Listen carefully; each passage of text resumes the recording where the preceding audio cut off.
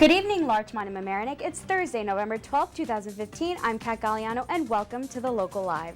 Garage sale regulations are being discussed in the village of Mamaroneck. The problem is people have been putting up signs that are not legal because they're not permitted by the sign order. If you read the law, the punishment includes 30 days in jail. Our community celebrates Veterans Day. And what popular local stories are trending? More in our segment In the Media. Go Tigers! The Mamaroneck field hockey girls are heading to the finals. And the town of Mamaroneck's fire chief welcomed us to the firehouse. Service dogs healing veterans? Learn about ECAD, a nonprofit that helps our heroes. And talking about our heroes, U.S. Army veteran Marc Coviello is in studio to discuss more ways to help those who have served our country. Tell us what you think. In person, over the phone, online. Watch and hear yourself on TV. You tell us, we air it. This is the Local Live.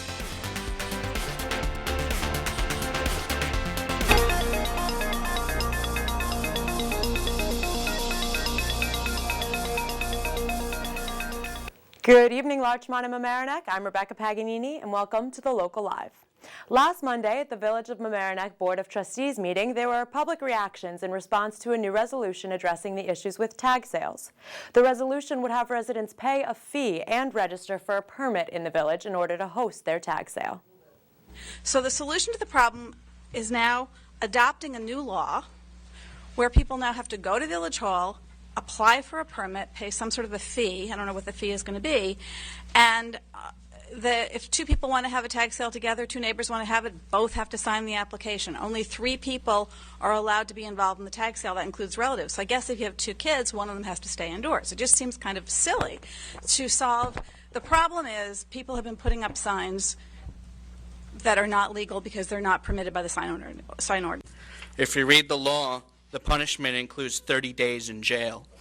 That means it's a misdemeanor under Penal Law 10.00.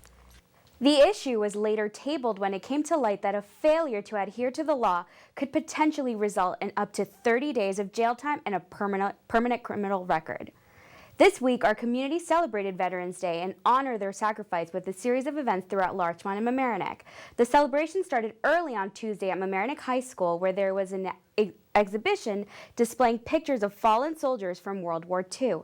It was organized with the cooperation of Kemper Memorial Park Preservation Fund members. Mary Cronin gave a moving speech honoring the lives of those we've lost.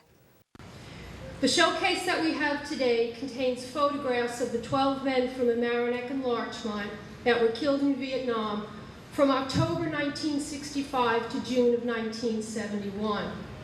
The showcases have grown from their inception, thanks to the work of Joe Liberti from the History Department and several of his AP government students. I don't know how often, if ever, in their young lives, these men were thanked for their service. In gratitude for what they sacrificed, we thank them today. But the lesson they teach me is more than this. They teach me never to miss an opportunity to thank a veteran. Walk up, stick out my hand and say, thank you for your service. I know sometimes it throws people, but it certainly does warm their heart. Thank you all for coming to the ceremony today and to the veterans that are here. My hand is out. Thank you for your service. The following day in Mamaroneck, the village held a memorial on Prospect Avenue, organized by the American Legion Post 90. Larchmont's American Legion 347 held their own memorial at Flint Park.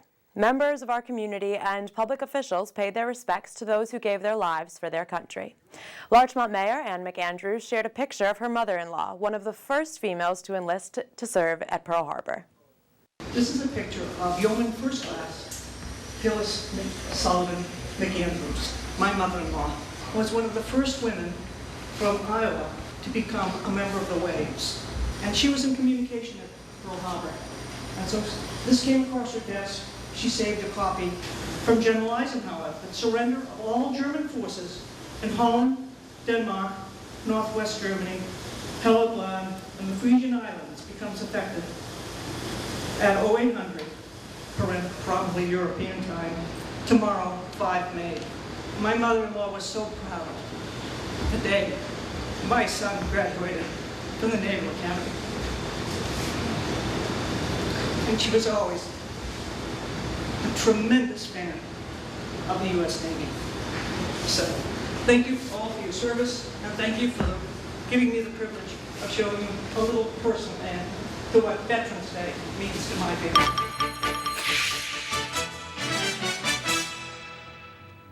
Now it's time for this week's In the Media with Kristen Gobiowski.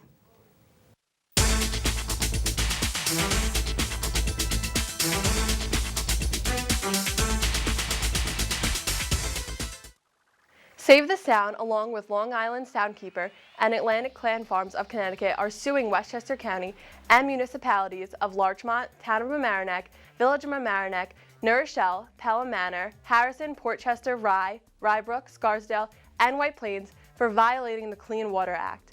The group suing say the county and the towns have not limited the ongoing water pollution, which comes from poorly maintained sewer systems that are leaking harmful raw sewage into the Sound. For more information, the full article is on The Loop. Do you have any problems with parking on Mamaroneck Avenue? Well, the Village of Mamaroneck Parking Advisory Committee is asking for community members to fill out a short survey about their experience with parking on Mamaroneck Avenue. The results of the survey will help the committee in making recommendations to help improve parking. To take the survey, head on over to the Mamaroneck Hamlet Hub. From now until December 19th, Groove's 7th annual Pajama Drive is asking for new pajamas for children in need of all sizes, from infants to teens. These children are often moved from one place to another, many of them currently living in group homes, shelters, and temporary housing facilities. Pajama bins are located at Groove in Larchmont, and for more details, check out the Mamaroneck Daily Voice. These are the popular stories in our local media. I'm Kristen Gobiowski.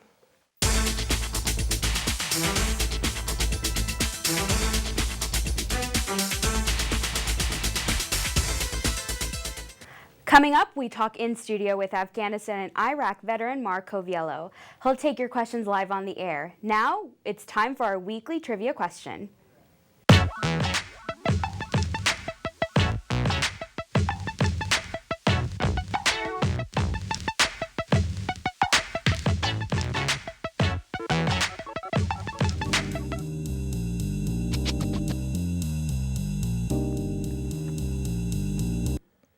Good evening. Veterans Day was celebrated across the country on November 11th. It was a time where we are thanking those who sacrificed to serve our country. There were solemn ceremonies remembering the war dead, as well as salutes to current service members, the men and women of the Army, Navy, Air Force, Marines, and Coast Guard. Serving at home or overseas are heroes. And it's my pleasure tonight for the Local Live to welcome a hero of sorts, Marc Coviello. Hi, how are you, sir? I am fine. And you're here not just because you're a Iraq and Afghanistan veteran, but also because you are the founder of an organization to help veterans. I am, yes. The organization is called the Hudson Valley Hero Project. I founded it just about a year ago. And I also should add a congratulations because you ran and were elected as a county legislator in Dutchess County. I was, yes, sir. Just this past election day, got 81% of the vote, so it was quite a win. Sounds like a mandate. Yeah. Well, good for you. Good for you. Thank you. So you enlisted in the Army? Yes, I did. Just 5 years ago now, I did, yes. So right out of high school, actually, I enlisted, and I was stationed in Fort Benning to go through my infantry training. Right after that, 1st Cavalry Division at Fort Hood. And within, I think, 6 months out of getting out of boot camp, I was in Iraq. Wow. So, yeah. That must have been a shock. It was, yeah. At 19 years old, going to Iraq when all your friends are away at college, it was quite a different story than what they had. And then you also were deployed to Afghanistan. I was, yeah. I finished my deployment in Iraq, came back. My first term was ending soon. I decided to stay. I wanted to go to Afghanistan as well. Re-enlisted, went to a different division, deployed to Afghanistan, and I had quite a deployment there. Yeah. I guess you must have a lot of good stories. I do. But I think tonight, rather than talk about Iraq and Afghanistan, I think that's a whole other show. But I really want to talk about the Hero Project that you created for the Hudson Valley. Yeah, so the Hero Project, my intent was to benefit the lives of the veterans to the areas we serve. That's the Hudson Valley, and that's on both counties, counties on both sides of the river, from Westchester to Albany, and also to build a sense of community in the areas that we work in. And we've done a pretty good job so far of doing that, and it's been a pleasure working with my fellow veterans. Now, you just got recognized by the New York State. I did. You have your 501c3. Yeah, we have, so through New York State, we're a certified nonprofit corporation. Right. And it took us about a year to get the 501c3 tax exemption. That's from the IRS. And that really solidifies you as an official nonprofit, which helps us market ourselves and to go to businesses and ask for donations. Because what a 501 does is even for individuals or for businesses, when they donate, now it's tax deductible. So it's an incentive to bring in donations, and that's how we operate, obviously, off of donations. So And you have a website. I do, HudsonValleyHeroProject.org. And when you go to that website, your mission, I think it says it all. And I'll paraphrase it. It says make a difference in a veteran's life, and in doing so, improve your community. Yeah, absolutely. I think it's important to do local organizations like this one because, you know, as when you donate to a national organization, it's great. You know, if you're donating to Veterans Period, that's amazing. But when you do go to a national organization, the benefit of your donation is not really visible to the donators. I mean, if you donate to a local organization like this, I mean, it's your neighbors who are benefiting from it. So it really does build a sense of community in doing so. And maybe we can talk about a couple of examples where you work with some local veterans. Yeah. And but I also wanted to remind the audience that I shouldn't be the only one in conversation here with Marc. You're invited, as always, to call us or tweet or email a question or a comment. And we have about 15 minutes now more on the air. So feel free to join the conversation. How to contact us appears on your screen. So you were inspired to start this organization when you were recovering, I right? was, yeah. Well, I was wounded in Afghanistan. What happened, I was involved in a very heavy ambush in Afghanistan. And when we got out of the ambush, the wounded were picked up by a helicopter. I was one of them. And I got onto the helicopter. They brought me to a secure base in another part of Afghanistan. They brought me into the hospital. And when they wheelchaired me into the bed, there was a lot of stuff from a national organization there waiting for me. Already there? Already there waiting for me. And now, as you can imagine, going through a very heavy ambush the way I did, my uniform was pretty destroyed, and I was quite dirty, and I was in pretty bad shape, both mentally and physically. So to have stuff as simple as, you know, new toiletry items and a change of clothes that had sweatpants, sweatshirts, shorts, shirts, very, you know, normal items, but to me that was like gold at the moment, and I just was touched that there was an organization out there that was willing to be there for me and for others that were, you know, put in the position that I was, and it really meant a lot to me. So I thought about that for a while, and when I finished my deployment, I got out pretty soon after, and I founded the Hero Project so I could help veterans the same way they helped me. So on your website, you're enlisting veterans to contact you so that they could be part of the Hero Project. Absolutely, yeah. I would love more veterans to be involved. I like when veterans help other veterans. That's important because I know what they went through, they know what I went through, and it's truly a brotherhood, or a family, I should say, with men and women in the military. And when you leave, that shouldn't be over. That transitions back into the civilian world as well. So I like to keep the veterans together and keep that family going. So what can you do as a local organization that, like the VA, can't do? Because we read in the newspaper about the healthcare problems that veterans are having to wait long lines, and having to wait for surgeries, and not able to get certain benefits and things like that. Well, it's not a very encouraging story, Right. although you say that the VA is not all bad. It's not all bad. I mean, it's really not all bad. Yeah, there's some horror stories out there. I've dealt with veterans that come back and they have some horror stories about the VA, and I do my best to help them. But I've been involved in the VA, and I can't say that it's all bad. I mean, they really do, you know, do their best. All VAs are different. They have VAs across the country, and they all operate at different levels. So, but on the national level, the president just said, we have to do more. We have to do it better. We absolutely have to do more. You have a lot to do. I mean, there's over about 24 veterans that commit suicide every day. every day, and it's a tragedy. So the VA needs to, step up and kind of limit that number, bring it down as much as possible. And it's a beautiful thing to have local organizations like mine, or even national organizations, ones that aren't affiliated with, being a government agency, just being a nonprofit, because it cuts out a lot of the red tape. And that was the point of, starting the Hero Project, is cutting out a lot of the red tape, and that's one of the problems with the VA. And I'm glad I was able to do that, and I have veterans who contact me, like a homeless veteran who contacted me. He was a warrior from Iraq. He was a wounded warrior. He said to me, I have $50 in my pocket. I'm eating Pop-Tarts for breakfast, lunch, and dinner, and I have nowhere to stay tonight. He had nowhere to go. He couldn't go to the VA. They wouldn't put him up. And I started making phone calls right away. I got him a place to stay that night, and it's crazy. And I called the VA because they have a place where veterans are supposed to sleep, homeless veterans, and I got the story, well, he has to go to Albany and do this paperwork there, and he has to come back. You have a homeless veteran, you have a shelter for homeless veterans. Yeah. Cut the red tape. I mean, it's just ridiculous. So I was able to help him out, and that's just kind of an example of what we could do for soldiers or veterans that the VA can't. You also helped out a veteran who was diagnosed with leukemia. I did. So he was an Iraq and Afghanistan veteran like myself, Army. He came back from Afghanistan, and he was diagnosed with leukemia. When I heard the story, I knew I had to do something right away through the organization, and we had a fundraiser for him. We had hundreds of people there. We had state senators there, representatives of Congress there. It was a big thing. We raised thousands of dollars, and we were able to help him, with his daily costs. He couldn't work, battling leukemia. You can't work, so we helped him, assist him, and moving along through that process. He got a bone marrow transplant. He's cancer-free now, so that's one of the success stories of the organization. And it was, a pleasure for me to help him. And I became good friends with that gentleman, and we're still good friends till today. And that's one of the benefits of a local organization. You know the people you're helping. It's building that sense of community.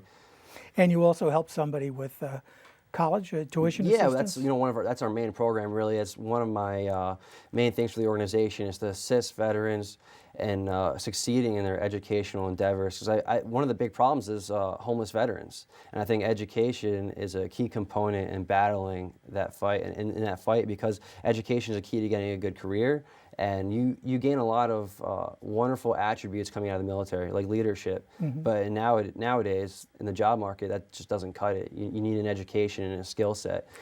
Well, you've given us some examples of what you do, and we've got a question coming in now. From a viewer who says, where would you like to take Project Hero? What's next, she says? Well, I'd like to grow it to be relevant throughout the Hudson Valley, really relevant. I'd like to, join other nonprofits and collectively change the landscape of the veteran community, really make a difference. And when I started this, I'm a very ambitious person. I want to tackle every issue myself through the Hero Project. It's impossible. You can't do that. You need to work with other organizations. There's a lot out there. But the problem is that the organizations battle each other. We're the organization to go to, or we're the organization to go to. Neither is true. We're all the organization to go to. We all do our own individual things with each veteran, and strength comes in unity. You'll learn that in the military. Strength comes in unity. So I'd like to, unify all these organizations together and really, like I said, effectively change the landscape of the veteran community, because it needs to be changed. Well, you also reach out to the people on your website. You want people to donate, and it's not just money. Obviously, you need funding. I do. But time. Time is important. I mean, we have an event coming up on the 21st, and we need volunteers to help set up that event. And not everyone has money to donate. Not everyone has money to donate. So if you could donate your time, that helps just as much. It really does. I mean, it allows us to have the events that we need to have. And, unfortunately, we have these events because we need money. Money changes, You had a very successful event at Molly Spillane's. I did. We raised a lot of money there. Yeah, we raised a lot of money there. And I wanted to say thank you to Colleen McLaughlin if you're watching. Colleen put that together for us. She's a local resident of Mamaroneck, and she did a wonderful job putting that together, and she was able to help us raise quite a bit of money, which is used to help solve these issues like the education. We used it for the educational benefits for soldiers, Marines, airmen, sailors, all service members, and also purchasing goods to send overseas for the the soldiers and Marines and airmen who are deployed right now. And it was really a wonderful event. Talk about that deployment. You call it a deployment closet. Yeah, the deployment on closet. the website, yes. Yeah. Well, the reason I call it that is because they had a deployment closet for me. That's what they called it for my unit. When we came back from the States, when you're a single soldier like myself, I came back and I had an empty barracks room. There's nothing in it. There's no blinds. There's no sheets. There's nothing in the kitchen. And you come back to an empty room. It's kind of sad, actually, you know, to come back to nothing as a single soldier. So they had something called a deployment closet. And when I walked in my room, there was all this stuff laid out for me. I mean, everything I needed, soaps, whatever it was, just normal things. And so you don't have to come back and shoot right over to Walmart and get everything you need. I was like, oh, the deployment closet, that's nice. And that's what I called this for the Hero Project, the deployment closet. We collect stuff, we send it overseas, we'll have it for them when they get back. So I think it's a great thing. Do you ever pair up a volunteer with an individual veteran? You know, not to this point, I haven't. I've never paired up. Well, the closest thing to that would be I spoke at Arlington High School to the students there. And I had a student who was just moved by, you know, my speech to them, and so I really want to be involved. He sat at the local diner for a few hours in the evening, the busiest time for the diner, and he collected money. He collected about $500, and that $500 went towards a scholarship for a veteran. So I was able to go back to that student and say, hey, listen, you know, this is what you did for this person. And, you know, there was a personal connection there, and that's, you know, keeping it local. But I guess also when you speak or when other veterans speak to groups, the students or the groups are getting information that they don't normally get in a newspaper No, they don't. or on national TV because media seems to be so fascinated with horror and devastation and bombs and this and that. Yeah, they don't, I mean, you don't hear enough of the individual stories that you'll get from a veteran who comes in, a combat veteran. I can go in and I can talk to the students and on an appropriate, you know, level for them and tell them, you know, this is what I went through and this is why these guys are heroes when they come back, because they really are heroes. These guys deserve everything when they come back. They're heroes. I thought I knew what the word bravery meant until I was over there, and then you see a guy who runs across a field of machine gun fire to come help me. That's bravery, and that's heroism, and they deserve this when they get back.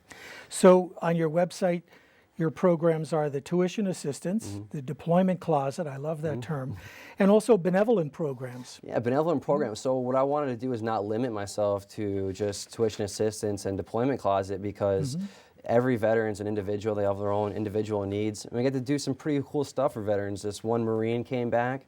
He was really into fighting. He liked boxing. I got to have him meet up with Mike Tyson.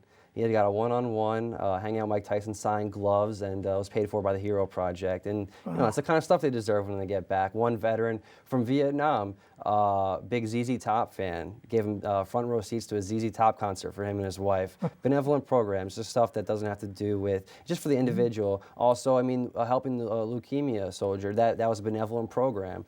So we don't limit ourselves to just giving college tuition. Well, here's a question, a personal question for you. This viewer wants to know, would you do it again, meaning serve in the military, if you had the choice?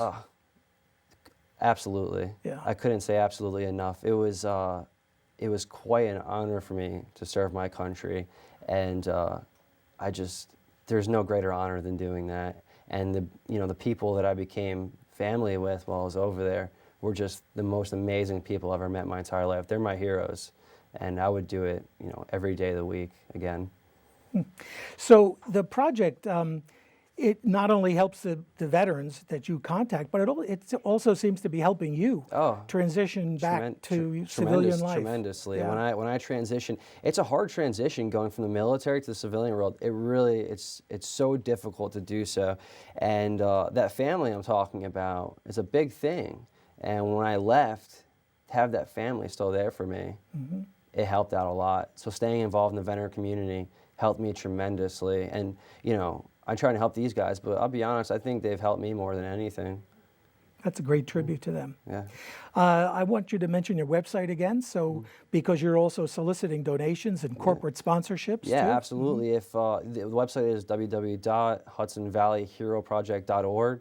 Go there. You can contact us at any time. I'd love to hear from you guys.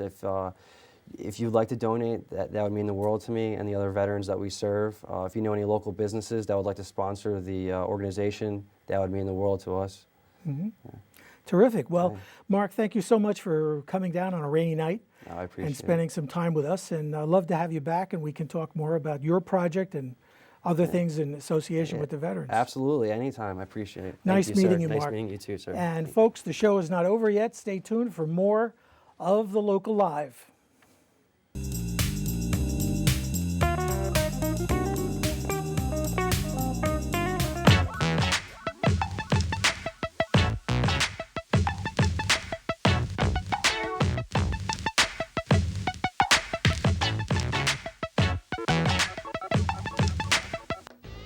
This week in sports, Mamaroneck Tigers field hockey team faced off against Section 4 champion Maine Edwell in the state quarterly finals.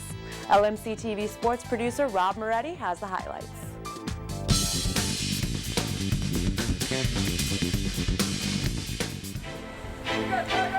This is LMC-TV sports producer Rob Moretti with the highlights of our game of the week. The Section 1 champion Mamaroneck Tigers field hockey team taking on Section 4 champion Maine Edwell in the regional final. Winner gets a trip to the state Final Four. The game started with 15 minutes of end-to-end action. Then Mamaroneck breaks through off a corner, the feed to Lizzie Clark, and she was hungry. 1-0 Tigers. 10 minutes later, off a rebound, Megan Mullaney goes through the goalie's legs to Emily Mallon, who sends it home. Tigers take a 2-0 lead into the second half. 5 minutes into that second half, after a lengthy Maine Edwell possession, Mullaney finds Clark, her second, and Mamaroneck can smell victory. But there's no quit in the Spartans. First, this near miss with 15 minutes to play. 2 minutes later, it's 8th grader Anna Castaldo. Great look, kick save by Mamaroneck keeper Charlotte Mackey.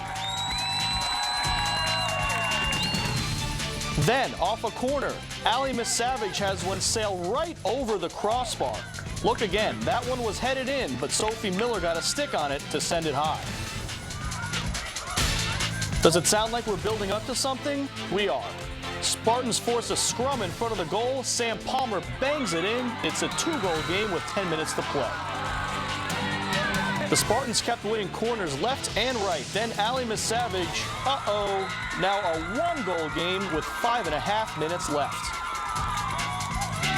Those final minutes played at a frenzy, with Maine Edwell applying tons of pressure. But off a fast break steal, Grace Fitzgerald finds Clark all alone. That's a hat trick, and that's your ball game. The defending state champs punched their ticket to Binghamton. They will play Williamsville North at 1:30 p.m. this Saturday at Maine Edwell High School. You can watch this game on LMC-TV this weekend on Cablevision Channel 77, Verizon Fios 34 at 8 p.m. and 1 p.m. For the Local Live, this is Rob Moretti. Way to go, Tigers, only 2 wins away from repeating as state champions. The Town of Mamaroneck Fire Department welcomed the community to their annual open house. Roll it.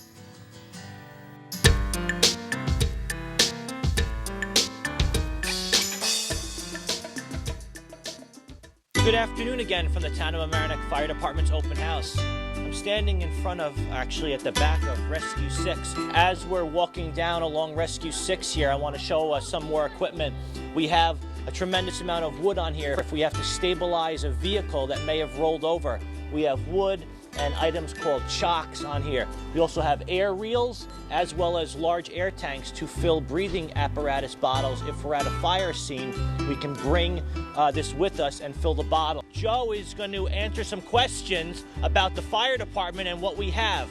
Joe, what kind of fire trucks do we have here at the fire department? A ladder. That's right, we have a ladder truck that has a big ladder on it. Yeah. Right, and it can go up if it has to reach a top window, right? What other type of fire trucks do we have? A rescue. A rescue, which is the one that we're right in front of, Rescue 6, and that has special equipment on it. Do we also have pumpers? Yes. Yeah, and what in the pumper? Do we carry water? Yeah. That's right, on our pumpers, we have 3 engine pumpers, which carries a lot of water. Do you enjoy coming to the open house? Yes. Should we invite some other people? Yes. Okay, we welcome all residents any time of the day, no matter the time of the year, to stop by and take a look at some of the equipment and the personnel here at the Town of Mamaroneck Fire Department on Weaver Street. So thank you again for joining us today, and we look forward to seeing you next year.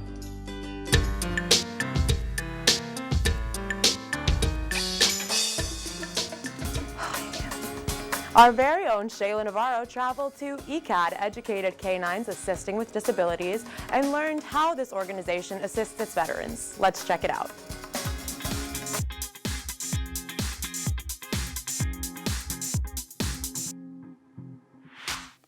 Commemorating Veterans Day, we are here at ECAD in Dolph's Ferry. We're learning more about Project HEAL, a program that helps veterans that suffer from post-traumatic stress disorder. I'm here with McCall, who when he grows up will become a service dog who will be able to help a veteran. ECAD stands for Educating Canines Assisting with Disabilities. One of ECAD's programs is Project HEAL, designed to meet the need of veterans living with physical injuries, post-traumatic stress disorder, and traumatic brain injury. Lou Picard, co-founder of the organization and program director, welcomed us to ECAD's training facility and explained us more about the use of service dog to heal our heroes. Well, we've been doing this for 20 years, so I've been giving dogs to veterans since the beginning of time for us. But I would say what most people are looking for is how many veterans you're dealing with that are coming back. So we give 33% of the dogs that we produce for veterans, and then 33% for children with autism, and 33% for people with physical disabilities. What the dogs do for veterans specifically is they can remind them to take their medication. They can wake them up during nightmares or night terrors. If they're having a flashback on a train or in a grocery store, the dog can redirect them and bring them back down, we call it grounding them. So when you're looking to get a service dog for a veteran or even a civilian, it's more than just having the dog comfort you or remind you to take your medicine. They also have to have perfect manners in public. They have to be unobtrusive in public. So what you're seeing is us teaching the dog to be small. Get under my chair, get inside of a small box. Eventually we'll use a wheelchair. Go underneath a wheelchair. We work our dogs for 1,500 hours before we give them to the person. And then after the client gets the dog, we have 2 weeks of training with them, which we house them, and then we follow up on them for the life of the team. So if that veteran ever has any more issues, needs the dogs to be retrained or anything, we take care of them. Hector Torres is a retired sergeant major that fought on the Iraq War. He shared with us his experience with ECAD. I was given the opportunity to come meet the ECAF organization at the VA, and I got invited to come visit them here at the training center in Dobbs Ferry, New York. And I started to recognize that they have a unique program, which is Project HEAL, assisting service dogs, training for veterans. And been with them for this period of time, and it's been a wonder, a blessing, and a privilege. I have not yet received my dog because early on I recognized that there were other veterans that were before me, and I felt it my obligation to let them get their dogs first before I get mine. But I've had the opportunity of saying that I get to play with all the dogs, not just one. If you're interested in learning more about ECAD and you want to donate to their cause so they can keep helping not only veterans but people with disabilities, you can reach them out by logging to their website at www.ecad1.org. You can also add them on Facebook by searching ECAD's Project HEAL. On behalf of the local life, we want to thank all our veterans for their sacrifice. I'm Shayla Navarro.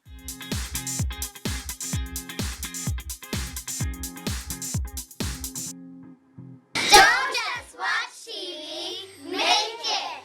We are part of the Lights, Camera, Action After School Club at Chatsworth Avenue School. We are learning how to use HD camera microphones, and we even get to edit our own footage. We are having lots of fun, and I can't wait to see ourselves on TV. Look for LMC-TV's Lights, Camera, Action Club in your elementary school this coming winter and spring. Don't miss out on all the fun. Contact your PTA for more information. Our pet of the week is Rainbow. She's considered a party girl and loves people. She would make a great addition to any home. Let's get her to a family she's been dreaming of. For more information and to browse other adorable adoptable pets, go to www.ny-petrescue.org. And for more news and community programming, check out our website, www.lmctv.org. For internships and volunteer opportunities, send your email to thelocallive@lmctv.org. We love hearing from you. That's the news for this week. Thanks for tuning in. I'm Kat Galliano. And I'm Rebecca Paganini. Tune in next week for another edition of The Local Live. Tell us what you think. In person, over the phone, online. Watch and hear yourself on TV. You tell us, we air it. This is The Local Live.